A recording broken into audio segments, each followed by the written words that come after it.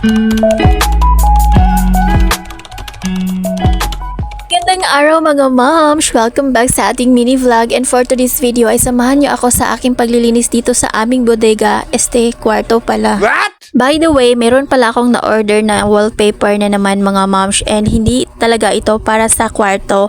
But since hindi naman talaga ito ang final look ng aming kwarto mga moms, kasi ang daming plano ni Mr. para sa kwarto na to dahil ang liit talaga niya at gusto namin ng malaking space. So ito lang muna ang wallpaper ang gagamitin ko. So plain white lang talaga siya ito mga moms, and matte finish itong wallpaper. So kaya ayun, nag-measure na ako niyan at nagdikit na rin ako sa wall. So ito palang pagdikit ng wallpaper mga moms, akala ko ay madali na lang para sa akin kasi matagal na rin akong gumagamit ng mga wallpaper, but then ito na naman tayo, nahihirapan na naman, struggle is real na naman kasi ayoko talaga sa may mga lukot-lukot at bubbles mga moms.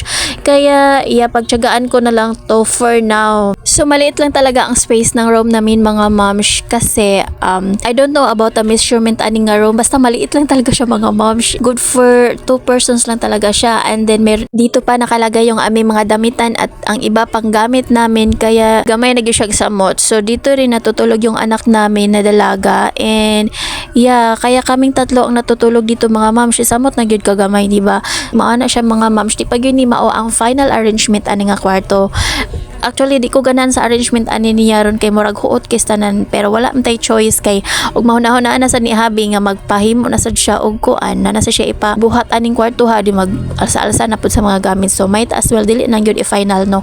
Dahil na rin pala ako ng floor wax niyan sa sahig mga moms para maging makintab naman, at nakita nyo bang nasa likod ko na closet yan mga moms, built-in closet talaga yan mga moms, pero hindi pa talaga siya matapos-tapos kasi wala pang budget, and kung ano lang mahuna-hunaan ni Mr. iya ding buhaton, very compulsive kayo siya mag-decide og unsay iyang buhaton diri sa balay. So mo na nga wa pa jud nahuman, and din ang amo sa ding TV gibutang sa sasaw kay wala pa gid siya nataod sa bungbong, kay dili pa gid lagi ni mao ang final look sa among kwarto mga moms. So ayan na, binalik ko na yung nakalagay doon sa part na yun, and gitiwas lang nako og apply og floor wax ang sawg. And fast forward mga moms, tapos na akong nag-apply ng floor wax at nagsilhig-silhig. So mo na siya mga moms ang among arrangement sa among kwarto.